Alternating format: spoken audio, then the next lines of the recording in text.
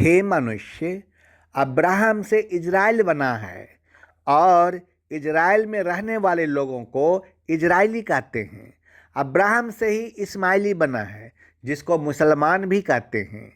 Israeli और मुसलमान दोनों भाई एक ही ईश्वर के द्वारा बनाए गए हैं। इसीलिए शोधकर्ताओं का मानना है कि दोनों भाई के बीच ही तृतीय विश्व युद्ध होगा। द्वापर युग के महाभारत युद्ध में भी दो भाइयों के बीच ही युद्ध हुआ था, परंतु दोनों ईश्वर के चुने हुए लोग हैं। ईश्वर इन दोनों भाइयों के बीच में दखल देंगे और इन दोनों भाइयों के बीच में शांति स्थापित करेंगे। 7 साल के महासंकट के बाद ईश्वर का आगमन और ईश्वर के आगमन के बाद भी 7 साल के महासंकट के समान ही घटना घटेगी। दोनों भाई इजरायली और मुसलमान को लड़ाने के लिए कली पुरुष काम कर रहा है।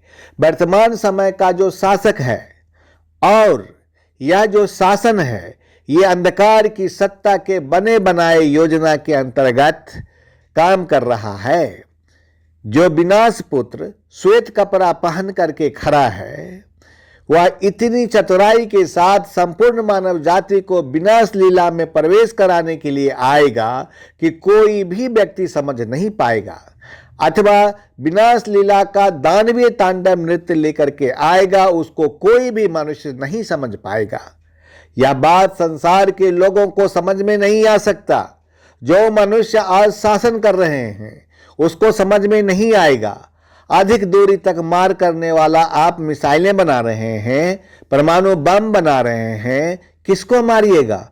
मनुष्य को ही मारिएगा ना। नेशनल सिक्योरिटी क्या है? रक्षा के लिए बड़े बड़े मिसाइल क्यों बना रहे हैं? किसको मारिएगा? मनुष्य को ही मारिएगा ना। किसका क्या बिगड़ेगा? बिगड़ेगा तो ईश्वर का ही ना। अभी रूस ने यूक्रेन को बर्बाद कर दिया, रूस का क्या बिगड़ा? बर्बाद हुई तो ईश्वर की सृष्टि ना। क्या आपको मालूम है कि देश और दुनिया में क्या क्या हो रहा है?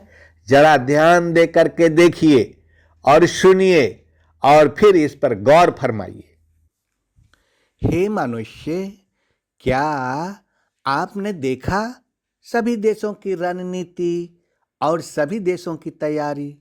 इस युद्ध में इतना सौ गिरेंगे कि उनको गिनना भी असंभव हो जाएगा। ये अनगिनत सब क्या कोई अपने कंधे पर उठाने के लिए तैयार है? युद्ध विराम और संधि की भाषा बोलने का अवसर तो बीत चुका। सारे देश युद्ध की भाषा बोल रहे हैं। सभी देशों के राष्ट्रपति में अर्थात रूस के जैसा, अर्थात दुर्योधन के जैसा ना समझ नहीं है। हे मेरे भाई, युद्ध न हो इसके लिए अमेरिका और नाटो देश जैसे कई देशों ने बहुत दबाव डाला, परंतु इसका परिणाम क्या हुआ? यूक्रेन को कब्रिस्तान में बदल दिया गया। अब तो युद्ध विराम और शांति प्रस्ताव जैसे शब्द का इस्तेमाल करने का वक्त ही चला गया।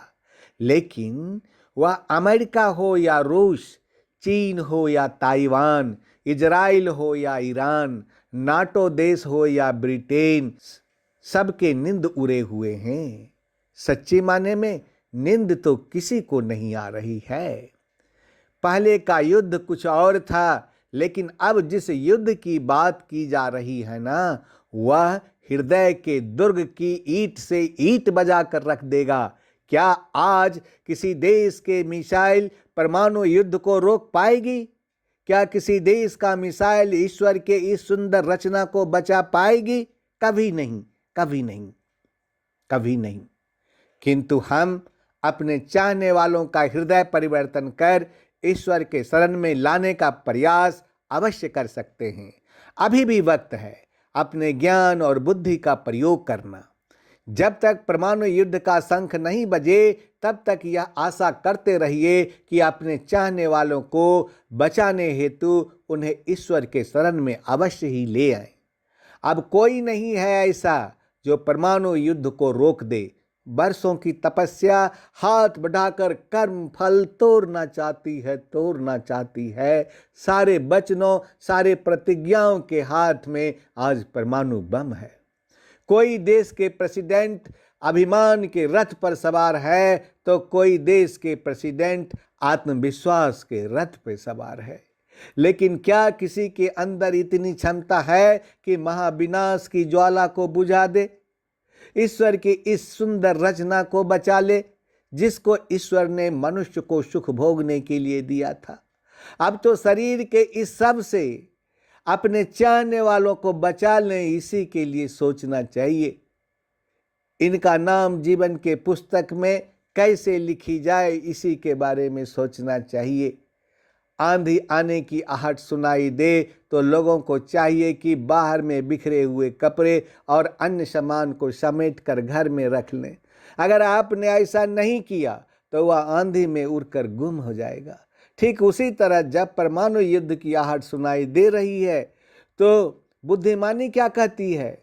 आपको चाहिए कि अपने चाहने वालों को समेटकर ईश्वर के शरण में ले आए और उनका नाम जीवन की पुस्तक में लिखी जाए।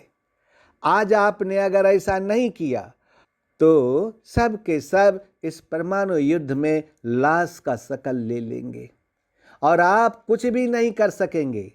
महापरिवर्तन तो निश्चित है। दानवी विचार वाले लोगों को मारकर ही नया युग का निर्माण किया जा सकता है। नया युग अर्थात सतयुग अब सामने आने के लिए दस्तक दे रही है। अब तो परमाणु युद्ध और महाविनाश होना अनिवार्य है। क्यों? क्योंकि पुराने इमारत को ढाहे बिना नई इमारत को बनाना संभव नहीं है। इसीलिए आप सभी अपने चाहने वालों को अभी से समेटना शुरू कर लीजिए। यह काम उस वक्त तक जारी रखिए जब तक कि परमाणु युद्ध शुरू न हो जाए। तथास्तु, अर्थात ऐसा ही हो।